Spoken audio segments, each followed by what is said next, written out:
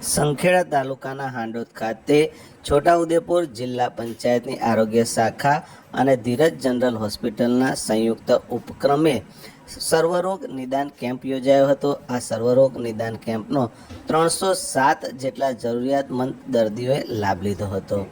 હાંડોદ ખાતે છોટાઉદેપુર જિલ્લા પંચાયત પ્રમુખ મલકાબેન પટેલના અધ્યક્ષસ્થાને આ સર્વરોગ નિદાન કેમ્પ યોજાયો હતો, જેમાં છોટાઉદેપુર જિલ્લા પંચાયત પ્રમુખ મલકાબેન પટેલ ઉપરાંત સંખેડા તાલુકા પંચાયત પ્રમુખ દીપિકાબેન તડવી, છોટાઉદેપુર જિલ્લા પંચાયતના સભ્ય અરુણાબેન તેમજ અંજુબેન ઉપસ્થિત રહ્યા હતા। આ સાથે સાથે સંખેડા આરોગ્ય વિભાગની કચેરીના તાબા હેઠળના કર્મચારીઓ, ધીરજ જનરલ હોસ્પિટલના તબીબોની ટીમ અત્રે ઉપસ્થિત રહી હતી અને અત્રે આવેલા દર્દીઓના આરોગ્યની તપાસ કરી હતી। સવારથી સાંજ સુધી ચાલેલા આ કેમ્પનો કુલ 307 જેટલા જરૂરિયાતમંદ દર્દીઓએ લાભ લીધો હોવાનું અત્રેની આરોગ્ય શાખાના કચેરીના સૂત્રોએ જણાવ્યું હતું।